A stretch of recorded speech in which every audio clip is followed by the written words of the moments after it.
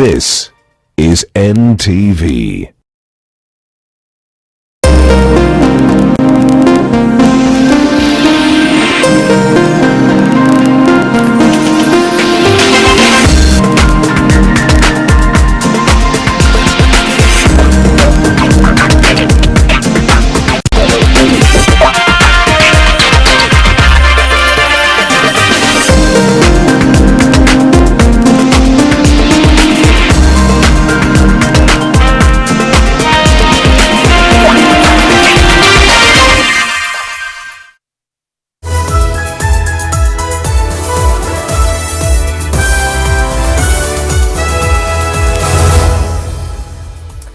There are now 1,159,953 coronavirus cases across the globe.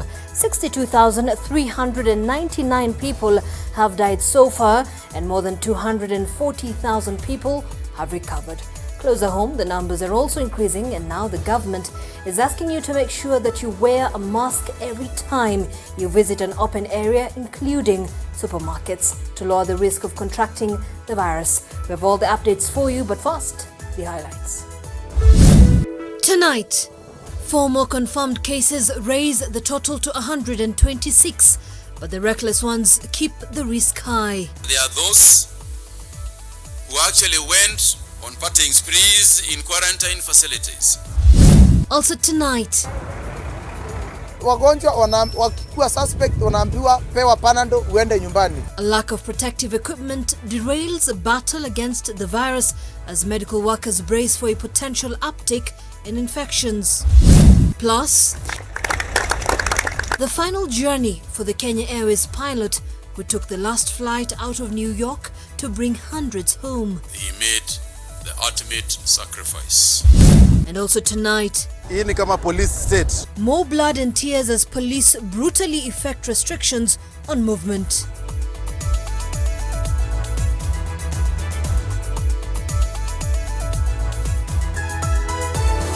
This is Weekend Edition with Zainab Ismail. All right, thank you for joining us. Our sign language interpreter this evening is David Agondoa. Now, the government today made an impassioned appeal to the youth to break the chain of coronavirus infections as the country reported 4 new cases to bring the total up to 126. NTV's Kennedy Murray starts us off tonight with a look at the climbing count and the efforts in place to stop the spread. Security personnel do nothing more than just watch as persons who are currently under quarantine at the Kenya Medical Training College in Nairobi let out their frustration with what they say is an unjust situation that they now find themselves in. Their frustration roiled following news that their time in quarantine would be extended by another 14 days. Given the fact that the contacts that they have within the quarantine facilities have tested positive. Why were we not told from the word go? So that for us to give our pass. And we apologize in advance, but to secure Kenyans, it is an activity or a position that we have regrettably had to take.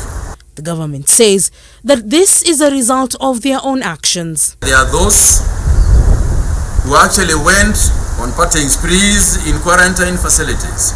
This is against every protocol that we have issued. If you don't behave, then you'll suffer the consequences.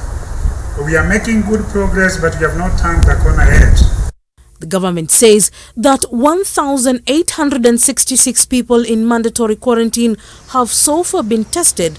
184 others are in the waiting line. In some quarantine centers, fears of contracting the virus permeate like the virus itself. In one such facility, a resident who wishes to remain anonymous claims that out of the 100 people tested at the Moi Girls School in Nairobi, 16 were found to be positive, but they are yet to be isolated from the rest of the group. Quarantine centers like this one were part of the government's design to stop the further spread of COVID-19 within the Kenyan borders, but as the numbers of those who have tested positive that continue to be confirmed from such facilities. Those who are already inside now say they fear for the status of their health. We cannot police distancing. It is very difficult for a person to be followed, each person to be followed all the time, to see what distance that they are keeping from the other one. It's a personal responsibility. The government says it is doing all it can to ensure the safety of those in quarantine, but they accuse the government of poor planning and execution. They claim the officials handling the matter may be overwhelmed. Please, don't wait until you get positive and then you start blaming government because you have turned positive. While we have been singing, appealing, begging that people keep social distancing. With more tests expected in the coming week, the main concern at the centers is that those who are awaiting the results and turn out to be positive may be unknowingly spreading the virus. Leila Mohammed, NTV. All right, thank you so much, Leila, for that. We do apologize for that mix-up. That was Leila Mohammed's story. And of course, we will be having a conversation with regards to that report. But just going back to our top story, where the government has today made an impassioned appeal to the youth to break the chain of the coronavirus infections, as the country reported 4 new cases. That brings the total up to 126. Here's a report that was filed by NTV's Kennedy Mureithi. Thank you very much, ladies and gentlemen. The number of those infected by the coronavirus in the country now stands at 126, the highest in East Africa, after the country reported 4 new cases. 2 of them traveled from Malawi and Pakistan respectively, while the other 2 contracted it locally.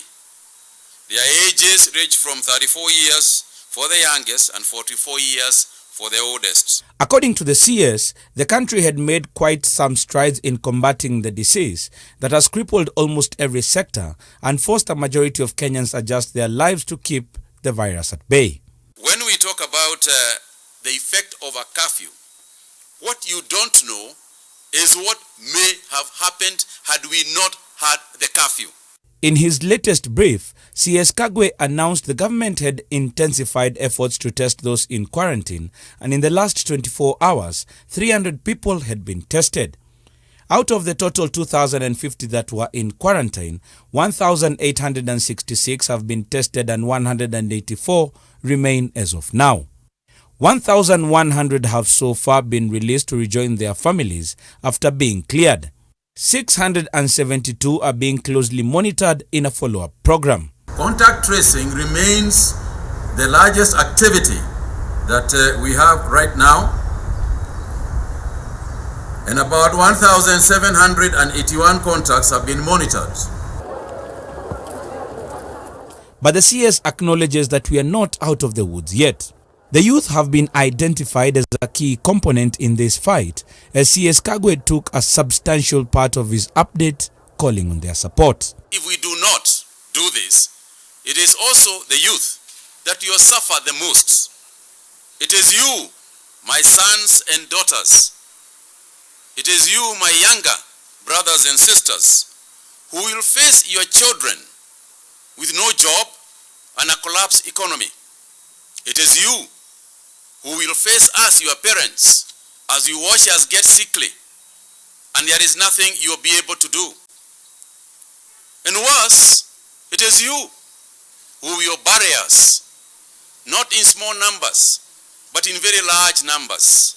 The laws of Kenya describe anyone at the age of 35 and below as a youth. And even now, as the government comes out to make a passionate appeal to them to come out and combat this coronavirus, there are fears that there are those in vigilante groups that may actually take this opportunity as one to oppress the people.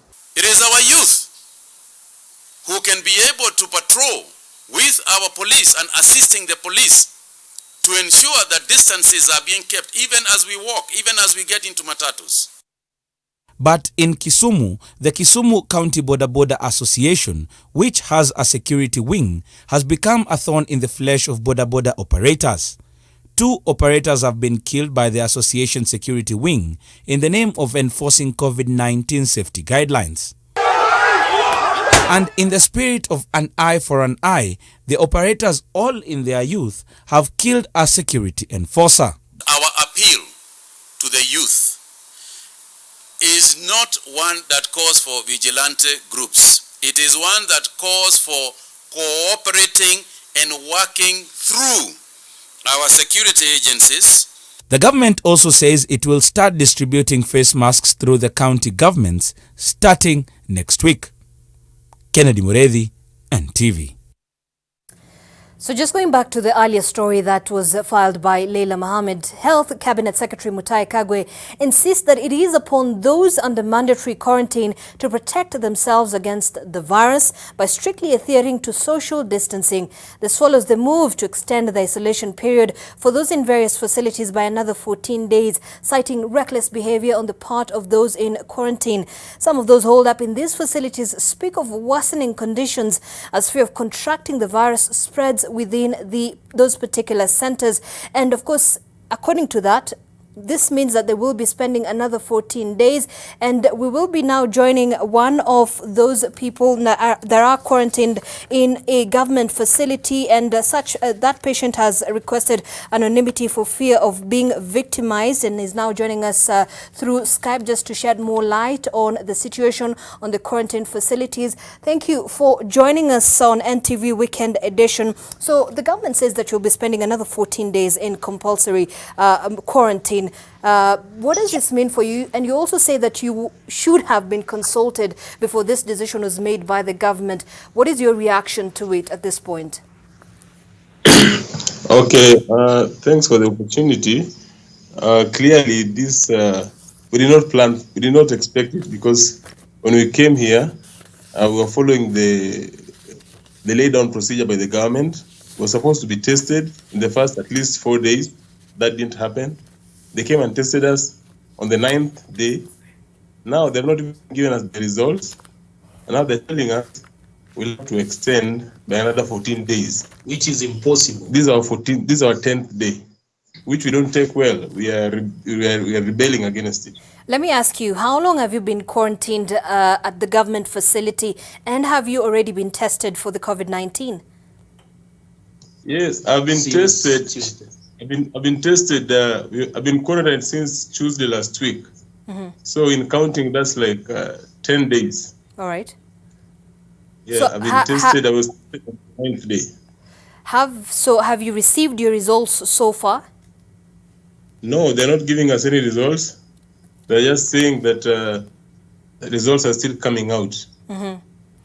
So some of the issues, right? So some of the issues that have come out from the government is the fact that those people within the quarantine facilities are not following the due procedures when it comes to the, laid out procedures in terms of helping combat the spread of the COVID-19. And they're saying some of you have been, in close contact, not adhering to the hygiene procedures that have been put in place. Really, is that the case on the ground with you? Well, the government, they provided the facilities, but they do not provide the guidelines. Okay, they do not provide us with the right guidelines to keep the social distance and all that. You see, they should have. You see, we share facilities like toilets, bathrooms. We go fetch food at the same place. Okay, they serve our meals at the same place. But they've not set up a system that we can keep the meter apart. You see.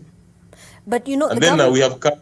Okay. The government is saying we cannot be able to police everyone in terms of making sure that everyone follows these particular rules, which include social distancing and making sure that you take care of your hygiene. So should you be given really the procedures, or should you know that, we are here, we are being quarantined because we need to combat the spread of COVID-19? So there is no, we should be able to follow the procedures that we already know when it comes to some of these issues. Yes, we are following the procedures. I have my sanitizer, I wash my hands regularly. But you see now, the government also has to come in and provide water. Like you see, the floor I'm staying right now, there's no water. There's no running water at the washrooms. Mm-hmm. Okay? So you see, sanitizer is at my own expense. Okay? There's some people who cannot afford, who don't have. What will happen to them? And then there are even outsiders who come and work here. Mm-hmm. They're not following any of the laid down procedures. Mm-hmm. They don't sanitize. They don't cover their faces. They don't wash their hands. They're just working like they're dealing with the students who live here. So do you feel that the government, is it your position that the government is not justified to extend the 14 days, given the fact that, you know, it is the same government that says you're not following those due procedures when it comes to social distancing and keeping hygiene? Yes, the government is, they did it all wrong. They're not, I don't feel it's right for them to extend the 14 days. Because from the word go, they should have made sure that after those 14 days, we are good to go. Because we need also, everybody needs to save time and money, okay? We have families, we have a life to live outside there. But do you don't you feel that the government really is justified by saying that by not following those particular procedures that you know should be able to help to combat the COVID-19, the spread of the virus, then it will not be helpful for you people to be outside of these facilities? Well, it's good for the government to do their part. I agree, I support. That's why I'm here in the first place. Right. But also, they should be considerate there's some of us who have kept the social distance, all right, who have maintained the laid down procedure, okay? And we've tested, and I'm sure I'm healthy because I work out every day. I've still got my energy. I maintain my diet, okay? All right. Even though we provide bad food, but I managed to get my extra calcium outside, my vitamin C, okay?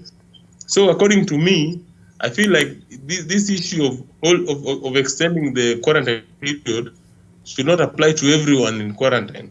Okay? There are also reports, allegedly, that some of you have been sneaking out to go partying, for example. Is that the case?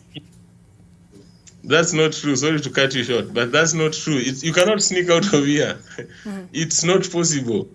These guys have got like 20 police officers here, and they've got like 50 these NYS guys patrolling around here.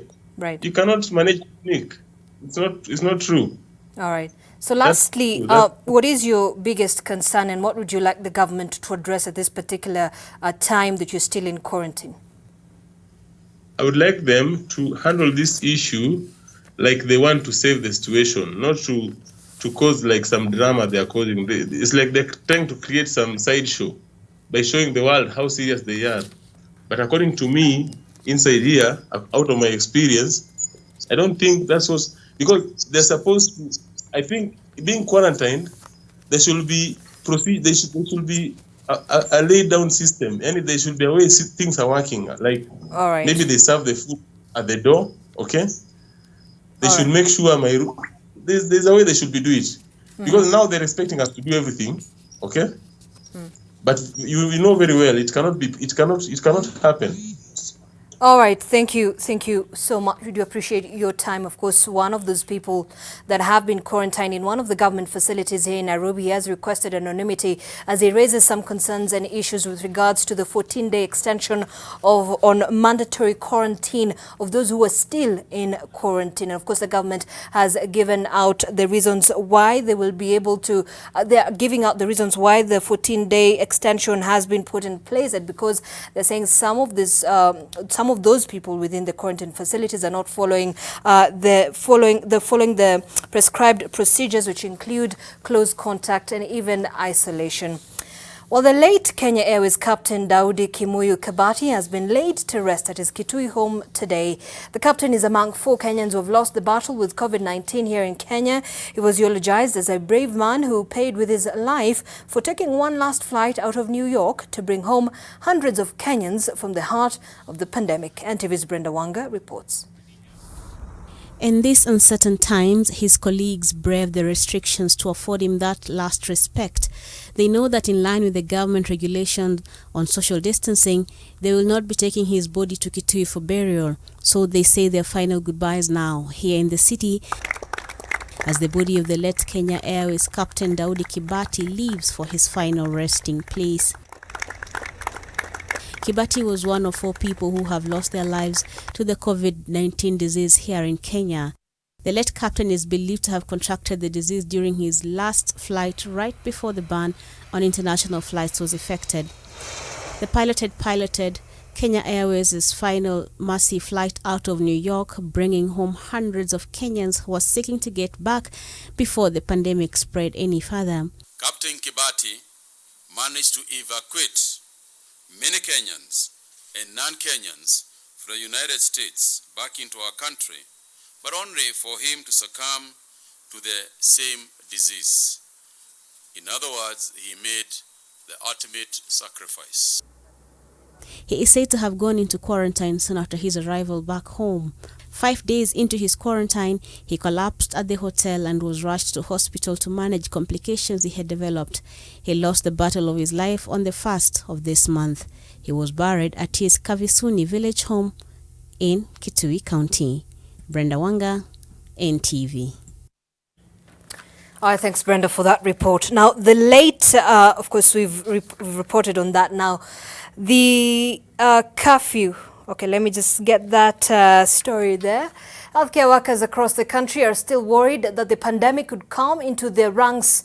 In Embu, health practitioners at the Embu Level 5 hospital accused the county government of failing to properly plan and prepare for the pandemic, as a patient exhibiting COVID-19 symptoms was forced to wait for nearly 3 hours to be attended to owing to a lack of protective equipment. The Medical Practitioners Union, KMPDU, is on its part, asking Kenyans to be truthful when seeking treatment in hospital to prevent infections among frontline health workers. NTV's Jen Goiri has more. These nurses at the Embu Level 5 hospital stand as an emblem of much of the country's concealed struggle with a disease that could claim more lives. And warnings of a cresting wave of infections in the coming weeks are setting off alarm bells among these health workers who are among the nation's frontline fighters. This lot is more concerned about the lack of even the post-basic of protective equipment such as masks and gloves. This shortage has crippled hospital operations, forcing them to send away a patient who was exhibiting COVID-19 symptoms. Tunahatarisha wananchi kwa kukosa kuleta hizo vifaa katika mahali ambapo sinafaa. But there were more shocking claims by the medics that the health administrators in the counties have locked up personal protective equipment in their offices instead of availing them in the isolation unit at the hospital. Tumepata chief officer wa health hapa Embu County anapeana instructions kwa simu akiambia madaktari vile watatibu wagonjwa. Kulingana na sisi, yule mtu anapea daktari instruction lazima akuwe na ujuzi ya hiyo department ile anapeana instruction. Wale wako na haja na mimi na kuongea vibaya, hiyo si yangu. Hii vita tunapigana zote tukiwa as a team, as a health department. The situation in Embu epitomizes the trouble of a health sector that is now in shreds. But the Medical Practitioners Union says it will continue to fight for the frontline workers. What KMPDU has been agitating for, the need to equip our public health facilities. The need to equip our healthcare workers with necessary training. They need to recruit enough healthcare workers. KMPDU has since set up a Cash for Carers fund that will cater for their members. The union has allocated Kenyan shillings 3 million from its internal resources as a seed amount. But this investment may not be in itself a cure, as many health workers contend with their colleagues who may be infected unknowingly. To the public, we urge that you be honest with health workers, because if the health workers who are taking care of you are affected, then you will have no one to fight for you. Jane Goiri, NTV. Well, the curfew that came into force more than a week ago has been marred by incidents of police brutality and deaths. A 46-year-old man from Kawangware is now the latest casualty amid growing calls for police to be held accountable for excessive violence in enforcing the restrictions. NTV's Naomi Sampao reports. Until last night, Peter Gasheru was running a thriving mitumba business in the densely populated settlement of Kawangware in the country's capital. But all that changed when he, while on his way, encountered police officers on patrol 15 minutes past 7 p.m.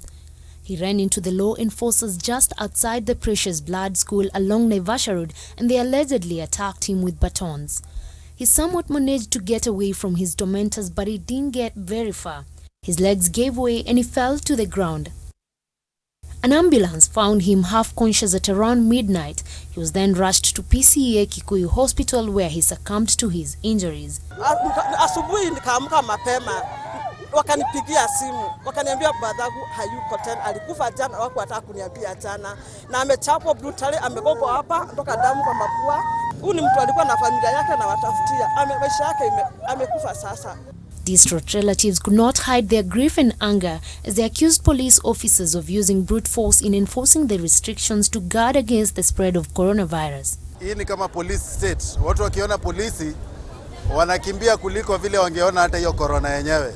Wanafanya ile uhasama kati ya raia na polisi inazidi. You don't even trust police that are supposed to work for you as the Kenyan citizen. Sasa tena ikiwa corona itatupiga tena polisi watupige tena hivyo kidogo, pia tunaomba serikali tuangalilie hapo pia.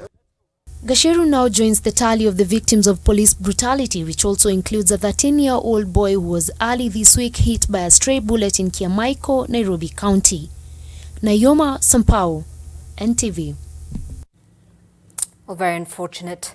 Now, the deaths of 4 people from the coronavirus now not only bring home the dangers caused by the virus, but also brings to the fore concerns about how to handle a dead body. NTV's Lois Wangoi attended a gathering where leaders were sensitizing the community on the same, and now brings out some pointers when burying a coronavirus victim. The coronavirus pandemic could severely tax the country's ability to accommodate the dead, and the government is working to stave off what could snowball into an emergency. At this gathering, medics and leaders from the Islam community sensitized the community on how to dispose of bodies in the event of death caused by the virus. This includes setting aside some cultural aspects. Most communities wash their dead on burial day. Doctors now advise that this should be done with utmost care. Wakati unaosha mwili, kuna possibility during the movement. Unajua kuna ile hewa unaweza finya mahali inatoka. Ikitoka na labda hujajiweka kwa kinga, uanze kuchukua hiyo punzi yake, hiyo mnyama yake. Shida kubwa inakuja katika kuosha na kukafini. Kukafini ni ile kutoa katika pamba sehemu ambazo ziko wazi. Before touching a dead body, one should wear protective gear from head to toe. If there is any fluid that might come close, it will not reach even the clothing that you have. After the body is clean, it must be put into a bag that is air and waterproof. The body can then be buried according to one's faith or customs. And the people in the hospital or where the body was will have put the body inside here. Afterwards, all material that the deceased could have come into contact with are gathered into a biohazard bag and disposed. Anything that touch this body in that process will have to go in this. The government recommends that only a few people can gather for a burial, if possible, just a section of the deceased's immediate family. In the event of a death caused by the coronavirus, the government assigns medics and security authorities to the family to help them guide the family sending off its loved one. Lois Wangoi, NTV, Eldoret. All right, and on that point, let's take a short break here on NTV Weekend Edition. We still have a lot more we've lined up for you. Stay with us.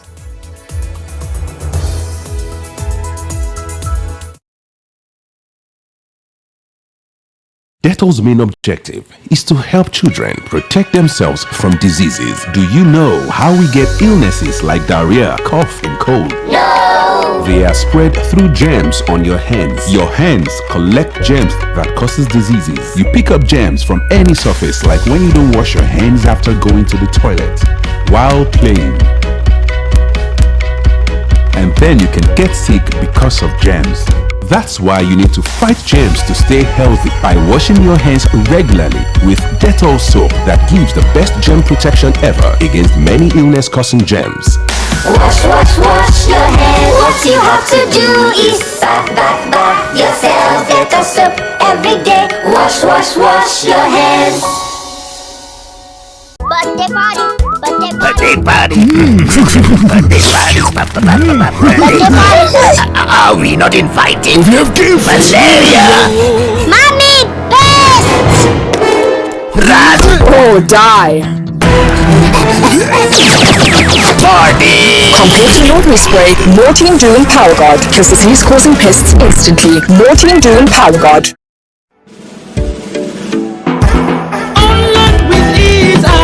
Optiven, affordable and at your fingertip. Optiven, refer a friend and Optiven, download now to me. Optiven. Experience the convenience of owning your property at the comfort of your phone. Download My Optiven app on Google Play Store or App Store and start your investment journey. What's even better, you earn extra cash when you refer a friend to download My Optiven app. Call 0740 400 400. Optiven, the pace setters in real estate. Simple and convenient. Send M-Pesa up to 1,000 Kenya shillings for free. Avoid contact with paper cash. Safaricom is for you. Beat germs with Jik. Kills 99.9% of germs on your kitchen surfaces, sponges, chopping boards, sink and fridge, and your bathroom taps, shower head, basin and surfaces. Just Jik it. Look out for our new improved packaging in store. Just Jik it. Ladies and gentlemen, Get ready, dog. get ready. Ready, set, jump to the rhythm as hard as you can go. Steady, to the letter right, turn it up, we giving the show. Hey. Hey. What'd I miss?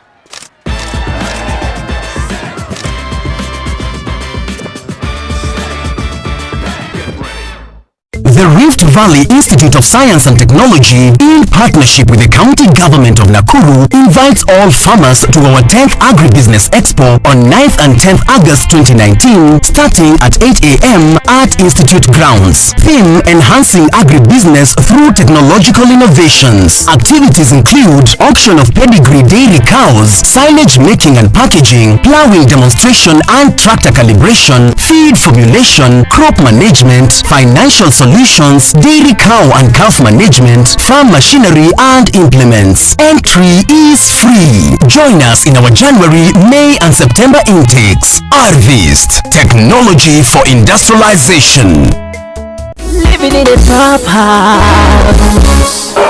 Kwani, what's wrong? Why did students stop coming here? Exactly, that is the good question. And that's why I'm here. I will tell you how you will bring them back and retain them. Niambie. Kileta amekutumia 10k. Kai, babe, I buy myself something nice for the weekend. Oh. Don, ziko wapi? Nini? Don, ziko wapi? Living in a top house.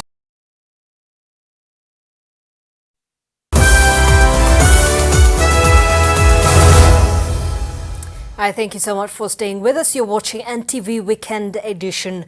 Now, the government has moved to assure Kenyans that there is enough food to last the country at least up to the end of May, amid fears of an impending food shortage as the country battles the ongoing coronavirus pandemic. Victor Kiprop reports on how the spread of the virus is threatening food security. Take a look. That the coronavirus pandemic would disrupt food supply chains and interfere with food systems in the short term was never a doubt. Tunategemea watu wana lobby, na kwa sababu hawakuji, viazi zinaharibika, minji zinaharibika, karoti zinaharibika. oi serikali tusaidieni. But as the virus spreads faster and the government applies more drastic measures, more people are denied income, putting household food security at risk. The Ministry of Agriculture, however, says there's no cause for alarm. Food is available. As you know, we had very good long rains and also very good short rains. And all the major staples, we have a surplus up to end of May.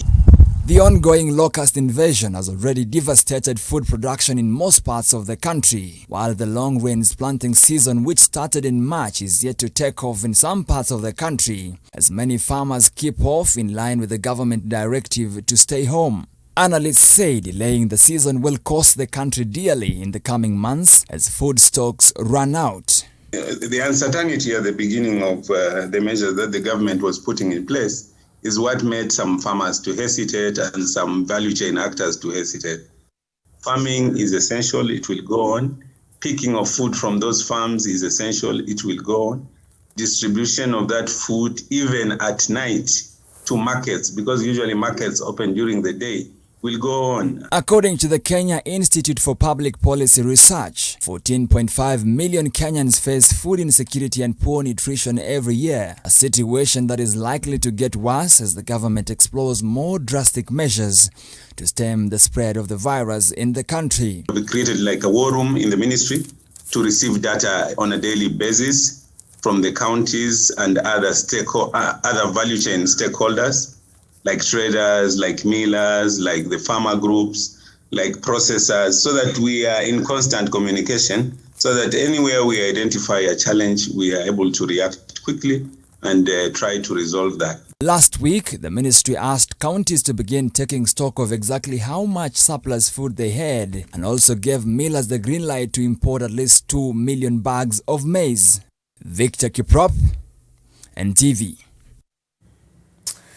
Well, parents of the 28 children who were injected with a toxic jab at Akichelesit dispensary in Teso North in 2015 have now received the compensation payout as ordered by the High Court.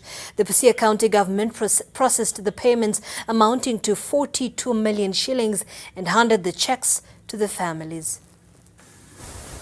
5 years down the line, and the families of the 28 children whose lives were altered through the needle in Busia County can sigh with relief. Pesa iko kwa account ya Department ya Health, na hiyo pesa tunaitoa wakati huu kupitia kwa wakili wa wazazi wa watoto ili iweze kupatia wale watoto kulingana na vile koti iliamua.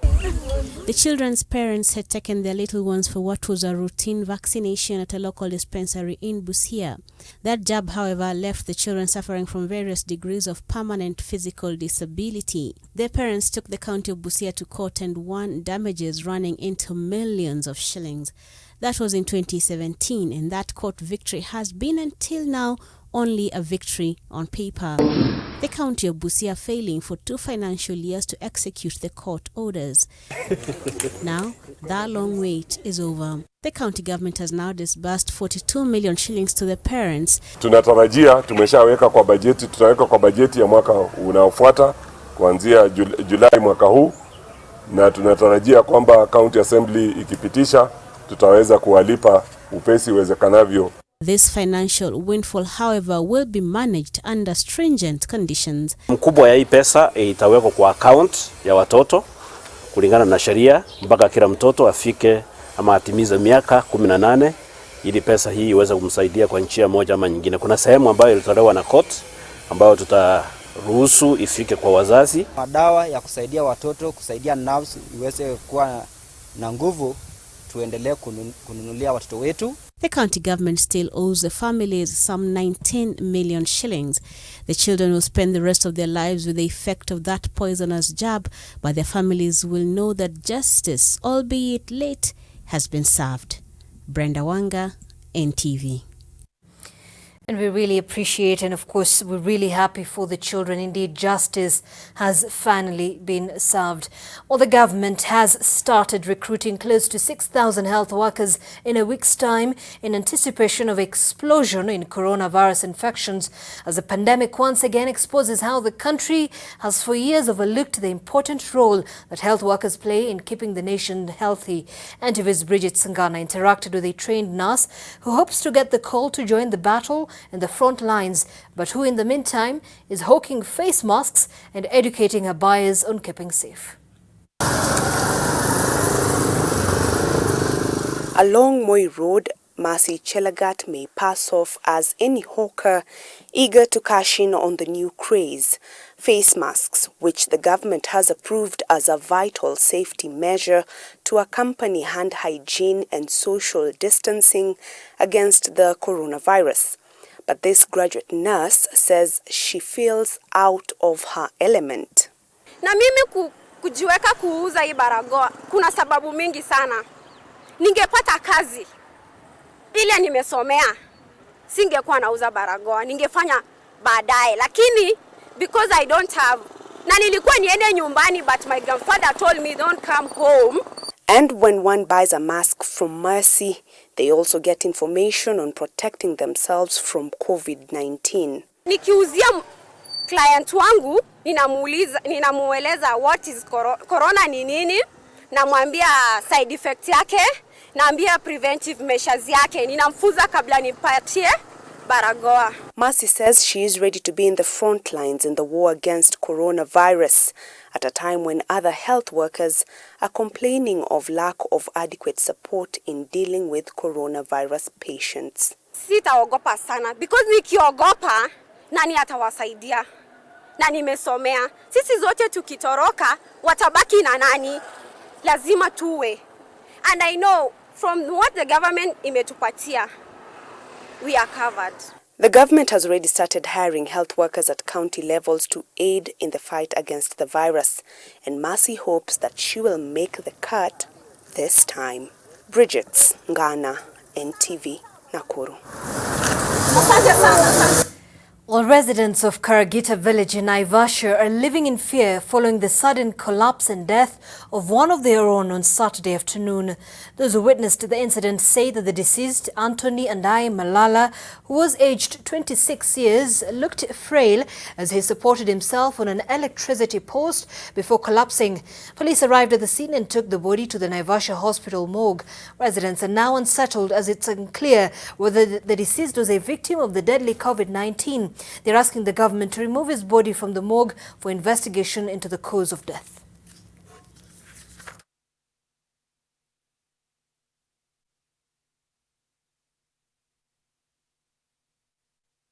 Tumempata tu kama anatembea kidogo ameanguka na akafariki peke yake hapo.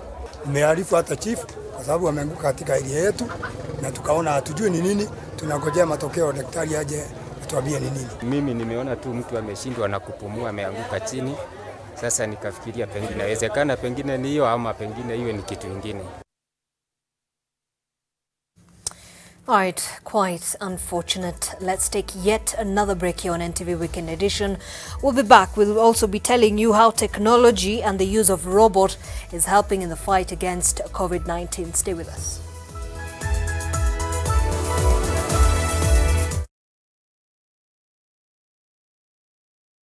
Welcome to the conferencing service. Emma! Carry on, Ken! First quarter sales, they're up 90%. Very good!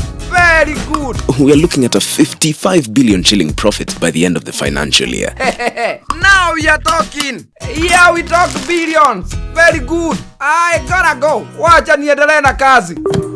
A person has left the conference. Niko nyumbani! Downloads are very fast! Streaming, eco!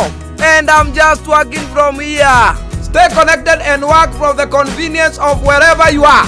Fiber to the home. Working from home? No problem. Fiber Home has you covered with the fastest and most reliable internet speeds. Get connected today.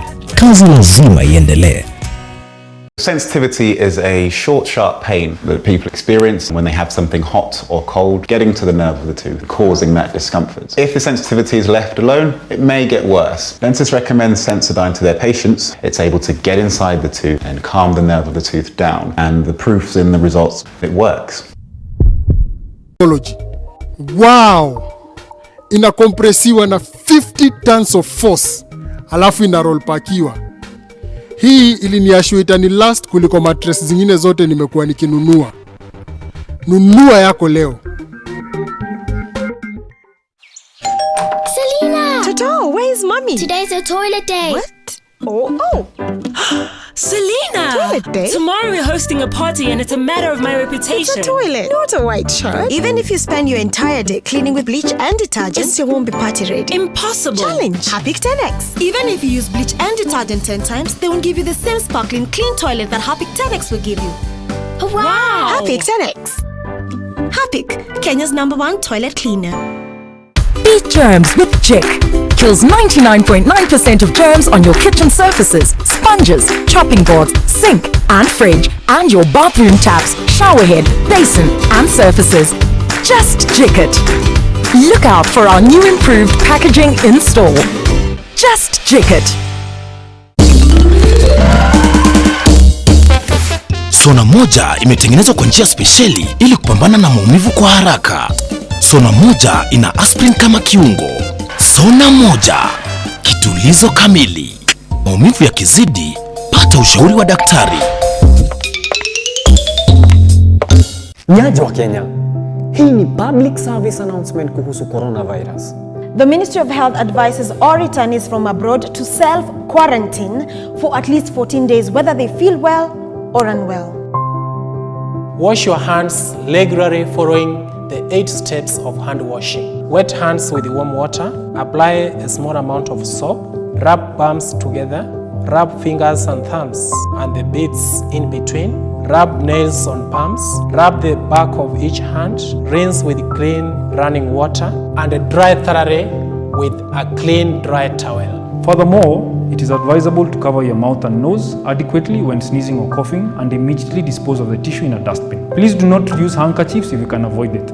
If disposable tissue is unavailable, cough into your elbow. Try and avoid close contact with anyone showing signs of respiratory illness, such as coughing or sneezing. Before you share any coronavirus information on social media, please verify it with Ministry of Health to avoid panic and alarm among your fellow Kenyans.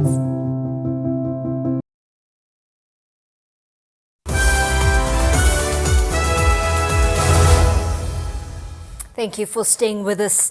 Now, 7 manufacturers in Kenya have the ability to produce non-woven polypropylene needed to manufacture 3-ply face masks to be used by both medical personnel and the general public in combating the spread of the COVID-19.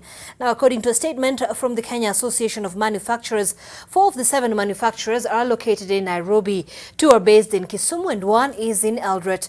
The Ministry of Industrialization, Trade and Enterprise says it has approved production of critical items to be used in the fight against the spread of COVID-19, including the generation of 60 million masks. This comes even as Health Cabinet Secretary sought to assure the public of the government's ability to meet local demand for personal protective equipment.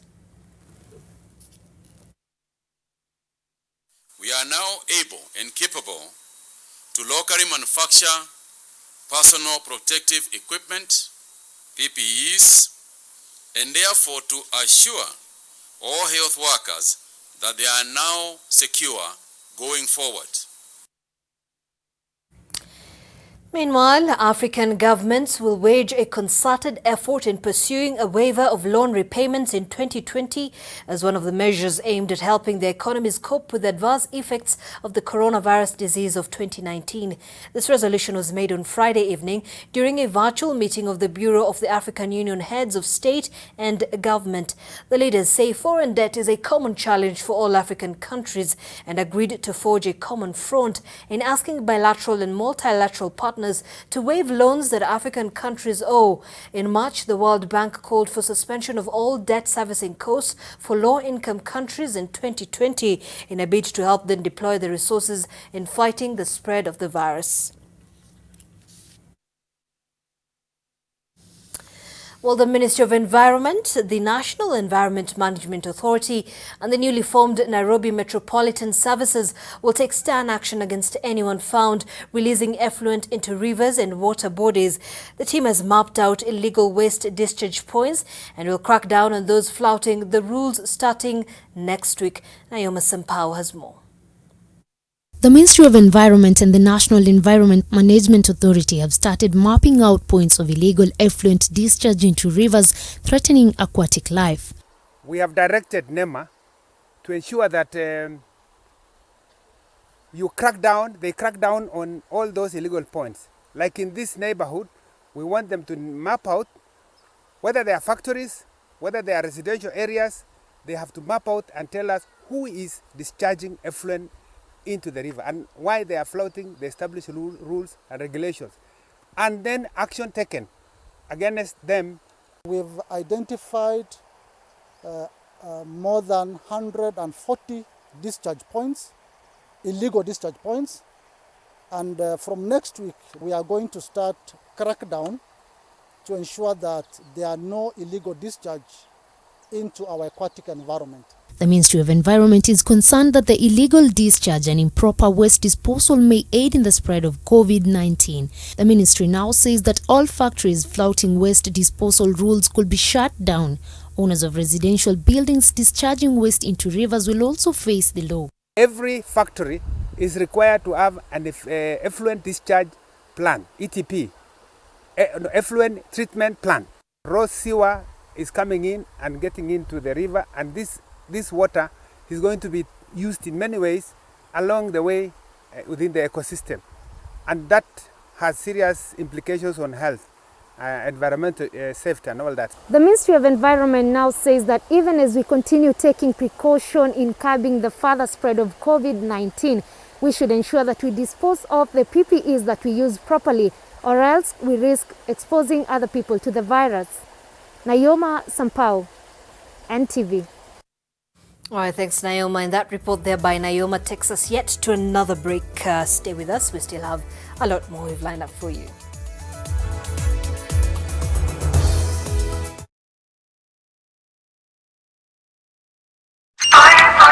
Wacha nikupigie, nataka kupata store bonus. Hello, locust zinaenda? Na kuzeeka, wacha. Na zinapikwaje? 200% store bonus. Locust zinakulwaje bila chumvi na kilo moja mnauzaje? Kokoteni hezi beba. Kwa hivyo nikuja pick up lini? Ongea na mama yuko hapa. Tumemaliza story. Chika storo kibao na 200% storo bonus. Piga simu zaidi, tuma SMS au nunua bundles ufikishe target yako leo. Isitoshe, pata 50% extra airtime unapotop up na kupiga *544*2* amount hash. Safaricom, for you.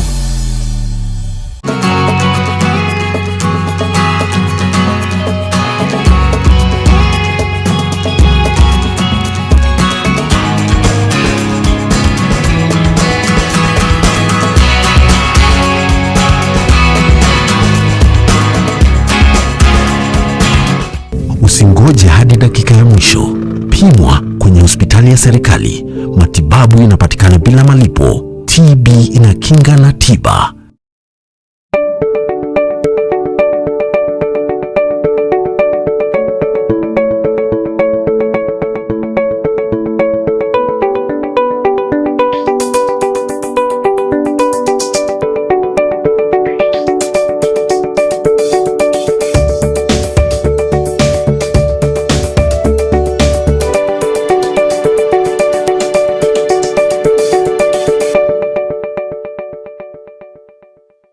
Introducing Jomo Kenyatta International Airport's new parking payment options.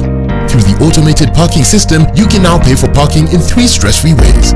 Using M-Pesa through the USSD code *486*12#, or using cash at the CAPS payment points located in the parkings, or using your preloaded CAPS A card. No payment will be done at the exits. Experience stress-free parking with Kenya Airports Authority. Kenya Airports Authority, setting our sights high. Alpha Gated Homes Limited offers affordable 3-bedroom bungalows along Kangunda Road in a modern gated community only 300 meters from the main road. Tastefully designed and spacious. Master en suite, open kitchen and a spacious lounge. Unit cost 4.5 million. Just deposit 1.8 million and the balance in flexible installments. Get value in rental income or multiply your money in real estate. Contact us on 0787 700 700 or 0729 041 411. Alpha Gated Homes Limited. Decent, affordable housing. Send M-Pesa up to 1,000 Kenya shillings for free. Avoid contact with paper cash. Safaricom is for you.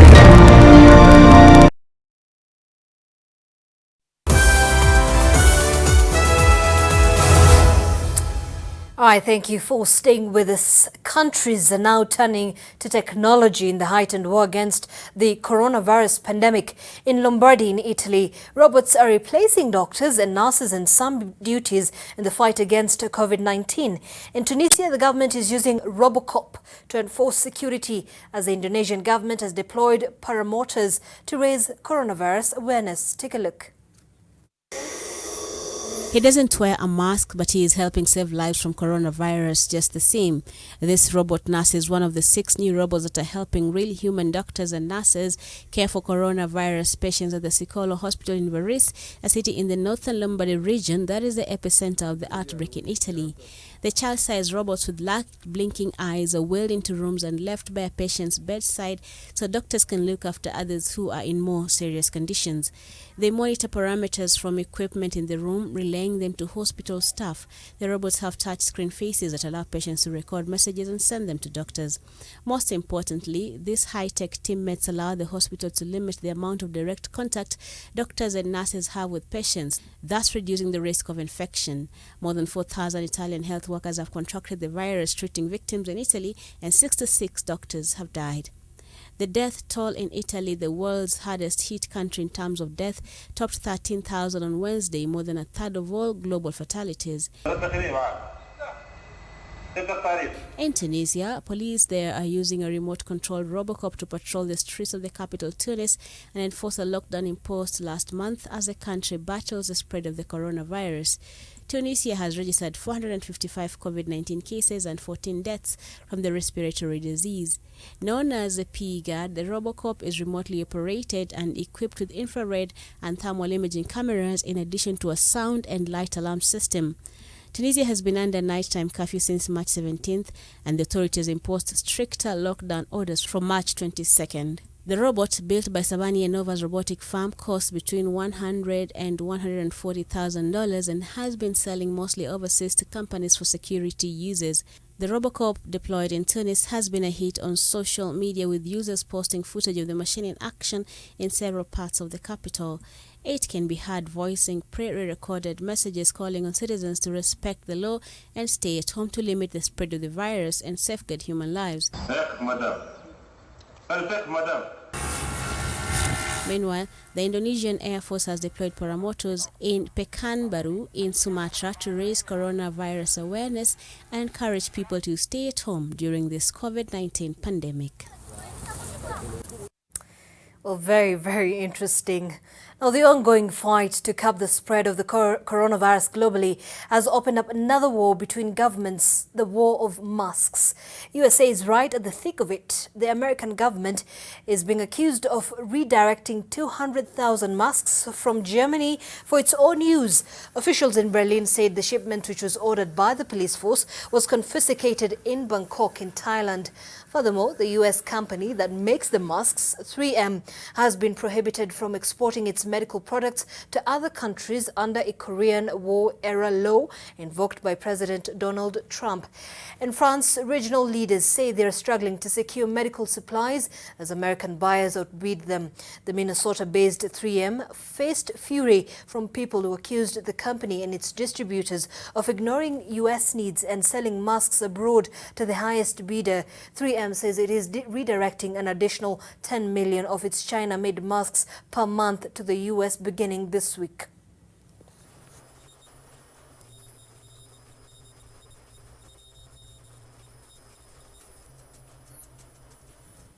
Right, let's now take another break. When we come back, I'll be bringing you all the sporting action. Stay with us.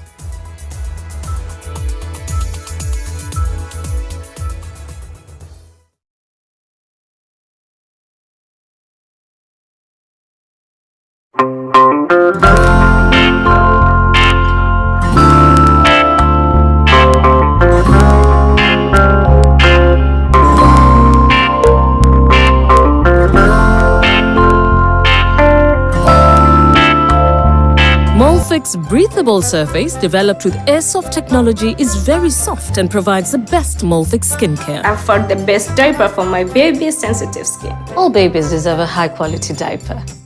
You should also try Molfix. Send M-Pesa up to 1,000 Kenya shillings for free. Avoid contact with paper cash.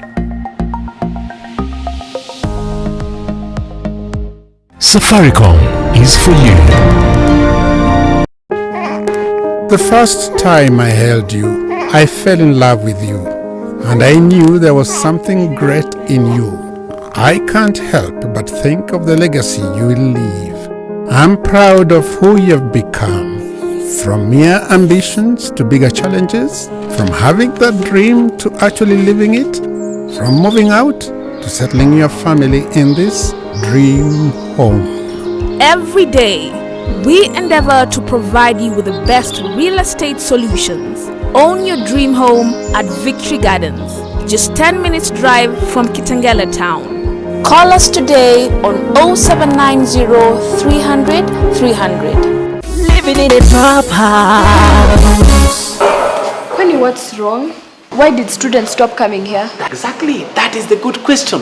And that's why I'm here. I will tell you how you will bring them back and retain them. Niambie. Kileta amekutumia 10k. Kai, babe. I buy myself something nice for the weekend. Oh. Don, ziko wapi? Nini? Don, ziko wapi? Living in a top house.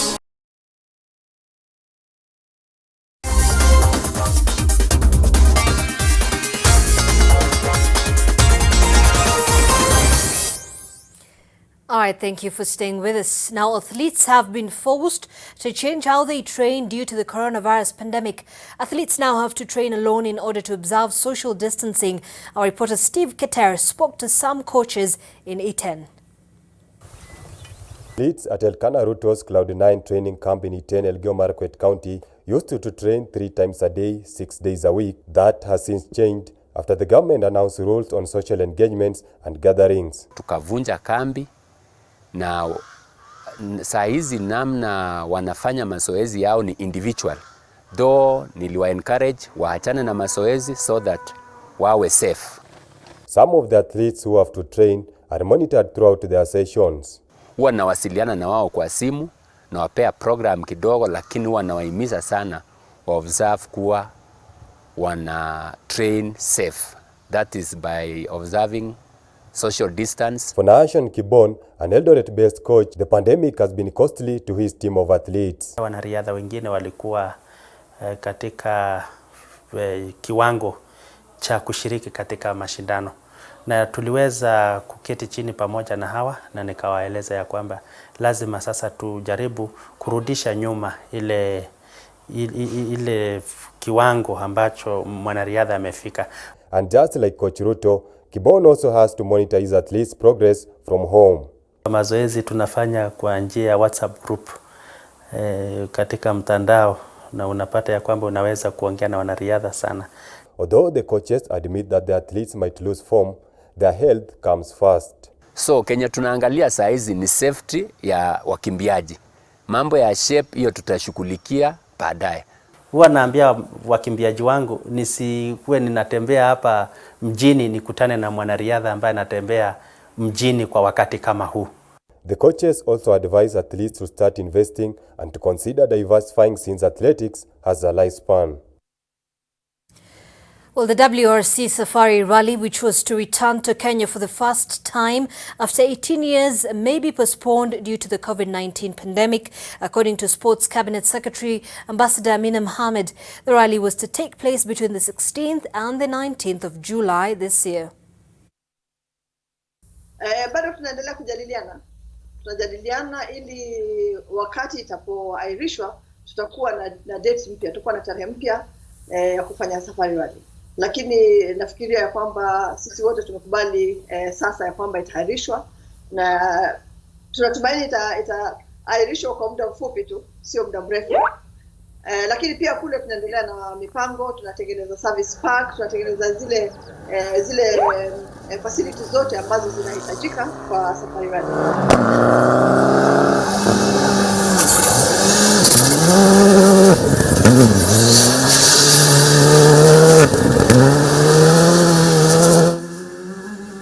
Well, the World Football Governing Body, FIFA, could raise the age limit for the men's football tournament to 24 from 23. FIFA has recommended raising the limit to accommodate players eligible for next year's Olympic Games in Tokyo. Players born on or after 1st of January 1997 will be allowed to play. The tournament will start before the opening ceremony on the 23rd of July 2021. 3 allocated overaged players will still be allowed to be selected for each nation. The women's competition has no age limit. Meanwhile, all international football matches scheduled for June are postponed following the first meeting of FIFA's coronavirus working group.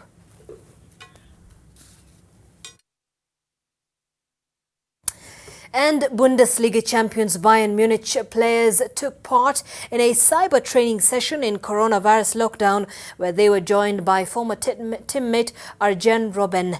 Those who joined Robben, who was a special guest, were Granby, Jerome, Manuel and Thomas. Meanwhile, Bayern Munich head coach Hansi has agreed a new contract until June 2023.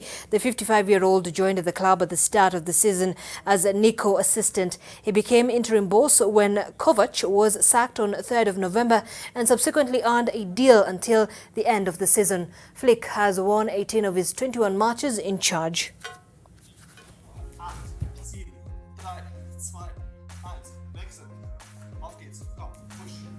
All right, and that definitely brings us to the end of our bulletin this hour. Many thanks for keeping us company. We'll continue bringing you all the updates and information that we're getting with regards to the coronavirus. But meanwhile, you must continue following the procedures that have been given out by the government, which include, keeping safe, sanitizing and ensuring that you stay at home if necessary. Well, that brings us to the end of our bulletin. My name is Zainab Ismail. Our sign language interpreter this evening was David Agondoa. Stay safe, stay home. See you tomorrow.